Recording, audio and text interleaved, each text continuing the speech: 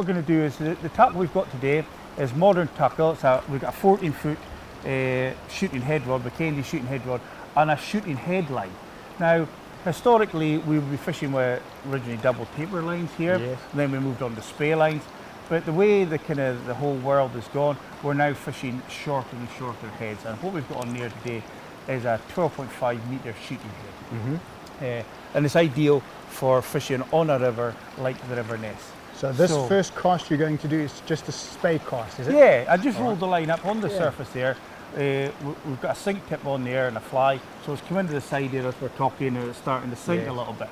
So with all casts, when you go to cast, you have to have your line on the surface so you can lift it cleanly off the water back down. So all I'm doing there is what we call a little jump roll cast, a little roll cast to bring it onto the surface. I recognise it as a roll cast from a single-handed rod as well. Similar technique? Absolutely. A double-handed rod. A lot of people think, oh, I could cast a single-handed rod, but I find it difficult with a big double-hander. Well, treat this like a big single-handed rod. It's exactly the same principles with this as it is with a single-handed rod, but just that you're working two handles instead of I still have to get over the feeling that I'm working with a baseball bat. Well, the important thing with a double-handed rod is, and especially with a shooting head, is this bottom hand. The natural thing to do is to lead with that bottom hand, especially when you're faced with a river like the Ness, which is one of the biggest rivers in Scotland. You think, oh, I'll give it a wee bit of oomph to go out, a bit of shoulder, I'll help the line go out. But it's actually the worst thing you can do, because when you throw the rod into the cast, you're actually throwing it away from yourself and you're not flexing. What you want to do, this rod is a lever, it's a spring, and that's where the power comes from. Quite a nice tight action on that, yeah? Absolutely, Can I feel that? Yeah, of course you can. Oh yeah. Yeah.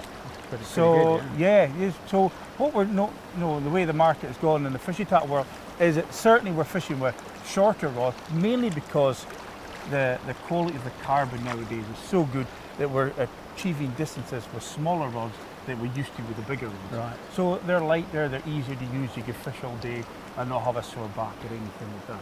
That's excellent. I'm going to walk off the water and watch you, and if you'll just talk us through the various different casts you do. No Thanks, problem at all. Appreciate it. Like that. Yeah, no worries. Good. So here we're going to do a single Spey cast. So I'm going to lift the line now. A Spey cast for me is what we call a body movement cast. So here's a single Spey cast. We're up, we're round, anchor point, D-loop, flexing the rod back in the centre of body.